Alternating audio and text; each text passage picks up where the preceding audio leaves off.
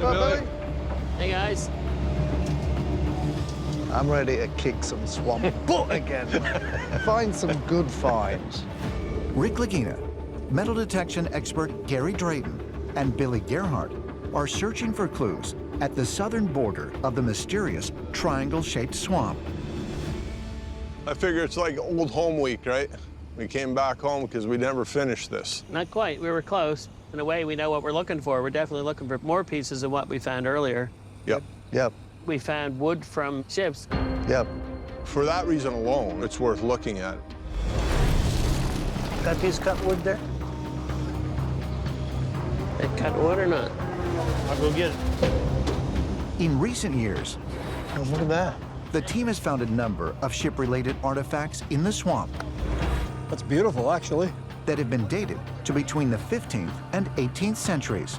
Here's another piece of it. Look at that. Oh, look at that. However, in 2020, they unearthed a piece of ship's railing right near the southern border that was carbon dated to as early as the 8th century. We're off the end of the road, right? Man, would it be so nice if we found something that really told us who was here and when they were here. I hope so. All right, mate. All right. Now, in light of Dr. Doug Simmons' incredible theory about the medieval Viking culture potentially being connected to the Oak Island mystery, they are eager to see what other possible clues they may uncover in this area. There's this new stuff here. Whew, smells like treasure. Whoa, whoa, whoa, whoa, whoa, whoa. What did you see, Rick? Wood. Is that anything? Good eye, Rick. Is it cut? Yeah. It looks like it's got an hole in it, Rick. There's no metals in there, but it's definitely shaped. I think so. Yep. And it looks like it could come off a boat. We found something, Billy. Check this out. It's an interesting piece of wood. Any ideas? Well, I tell you what it looks like to me. See how it curves up? Yeah. When you have a wooden boat, they put little runners on that were used along the shore. It's like the keel of a boat. Yeah, so say you had a big boat here and you were bringing your little one ashore, they put these little ribs on because they would wear rather than wear the bottom of your boat out. We would call them runners. Yeah. Maybe it hit the rocks. Yeah, exactly, and right there. got broke off. Good insight, Billy. I'll be putting that in the bag. Is it possible that the Oak Island team has found more evidence of a sailing vessel in the swamp? If so, just how old could it be? And who were the visitors that left it here? I need to go back. I got to check on a few things for the money pit drilling. So keep digging, keep after it, and I'll try to get back as soon as I can. Yep. Okay. mate. See you later. All right, thank you. I believe that this is a very old mystery. We have dates from 700 AD with the ship's railing. We have the 1200 dates in the swamp. So there are strong suggestions that there was activity very early on. But to what end? That's what makes this so interesting. Hey, Gary. Hey, Steve. How you doing? Good. Perfect timing, mate. Billy's just repositioned. We're digging. You never know what's going to come out of That's there. true. What's happening, Billy? We just got a little wood here, and What kind of wood? somebody's dug down in the swamp, and we got a bunch of horizontal and vertical boards. There's a wall of a shaft, retaining wall, something. Maybe it's what Fred probed. So you think it could be potentially what Fred was probing Well, when he thought he hit there's the wall? potential of that. A possible wall buried at the southern border of the swamp? While investigating this area more than 30 years ago, the late treasure hunter and Oak Island landowner Fred Nolan reportedly discovered a wooden wall or dam. A dam that Fred believed represented evidence that the swamp was an artificial feature that had been created centuries ago in order to hide something of great value. Is it possible that the team has found a section of that same construct? And if so, could it be related to the potentially 1,250-year-old piece of ship's railing that the team found nearby back in 2020. I think we're onto something, mate. I think we gotta get the guys here. It looks like somebody was digging down in the depths of the swamp. You make a good point, Billy. I mean, it's really close. I would say feet off the stone road. So I Yeah. think it could be really important and maybe related to the stone road. For sure. Yeah. Let's get back to base. Tell the guys. Good eyes, Billy. Rick Lagina has invited geoscientist Dr. Ian Spooner to inspect the feature. What interests me is it's down into the sediment. I really want to see the context of that and the sediment around it. Yep. We can see this red stuff here. That red stuff is what's underneath the stone road. Right. Just to the west lies the potentially 500-year-old stone road, or ship's wharf, a feature that may date to roughly the same time period as the wooden tunnel below the garden shaft. If we start seeing that red stuff within and around that wood structure, that will possibly place it further back in time. Yeah. Is it possible that this feature may be related to the nearby stone road, as Dr. Spooner is speculating, and perhaps also to the possible treasure tunnel in the Money Pit area? This was always the area that I was really interested in terms of trying to find something that connects the stone road to something else. Right. We know it had to be used for something else, and they were going somewhere and doing something. Yeah. If this is as old as the stone road, could this have been some sort of a loading and unloading platform? That's kind of interesting.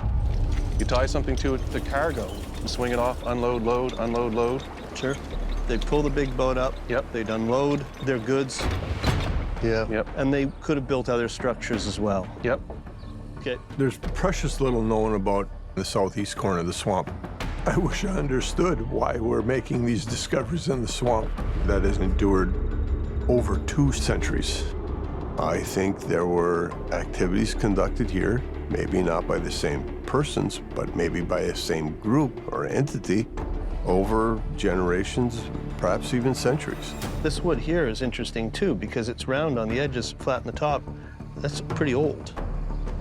I think the desire on all parts is to dig and expose the structure in its entirety so we can come to a real good understanding of its purpose, and hopefully there's an artifact or two that might tell us what its purpose was. Somebody put a huge effort into installing something, and like we have to be careful, is all I'm saying. Okay. I think that's pretty cool. Yeah. Yep. Okay, for right now, let's call it a day. Yeah. Okie doke. Okay. All righty, thank you. Yep. All right, good job. Thanks, Billy. Yep. Marty Lagina and geoscientist Dr. Ian Spooner join other members of the team in the northern region of the swamp, where they have made a potentially important discovery. Okay, what are we up to today, gentlemen? Well, quite honestly, Marty, I feel like we found something that's rather significant. Steve's standing on top of this boulder where, at the bottom, there's definitely a disturbance here. This is one of John Edwards' Zephyrus spots in the swamp. The way to unlock Nolan's Cross is built into the cross itself. 1 week ago, researcher John Edwards pointed the team to this location, claiming that based on its proximity to the boulders of Nolan's Cross, he believed that they might find a buried treasure connected to the Knights Templar. That boulder was put there. That boulder is put there. And incredibly, as Billy Gerhardt excavated the area, a massive boulder was discovered sitting atop a potentially man-made stone formation. So we want to know whether that thing was moved or not. Yep. Now the team has asked Dr. Spooner to examine the site in order to determine if it is merely a natural feature or if it really could be man-made.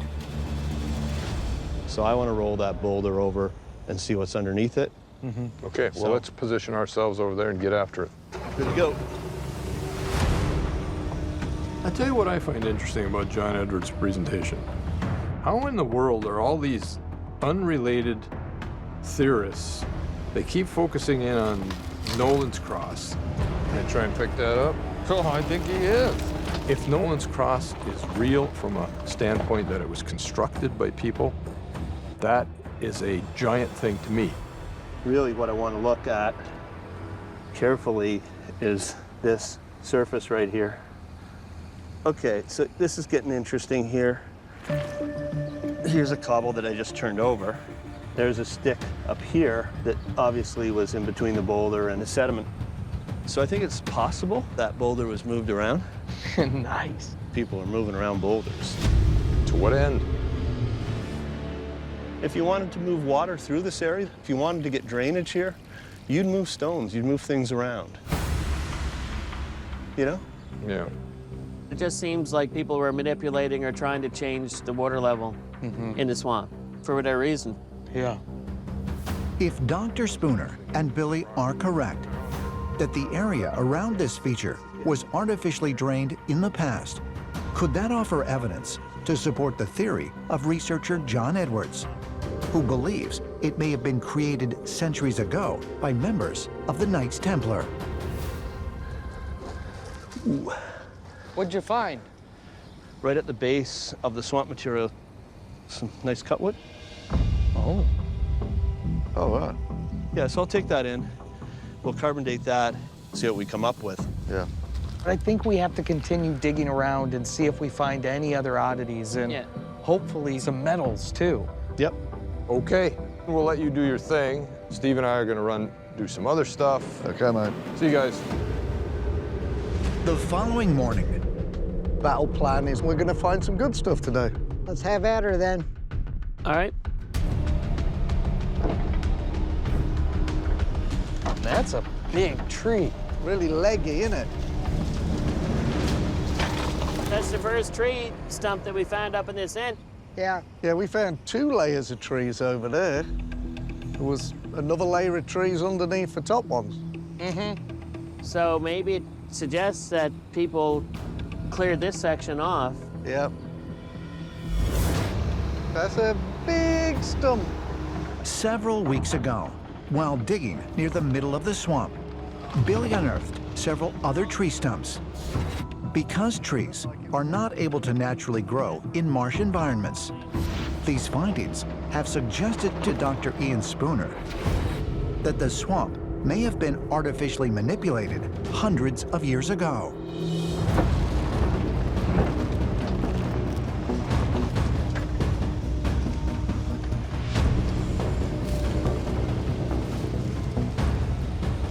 That's a big timber.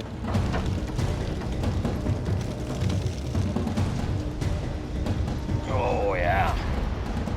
It's a big log. That's definitely been chopped. Almost too straight to be growing in the swamp, right? That's a good point. This was brought here. That's definitely been chopped several different times. Yeah, that was brought here for something. Oh, toss it aside. You see how it's lined with rocks? Yep. I'll walk around and take a look. I'll bail that out a little bit and see if we can see a little more.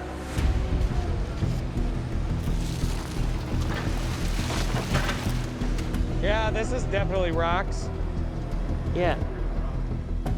That looks muddy there, but it's rocks just underneath. Mm-hmm. Certainly looks like a rock-lined depression. Yeah. So somebody dug a pit here, I would say. Wow, look at this.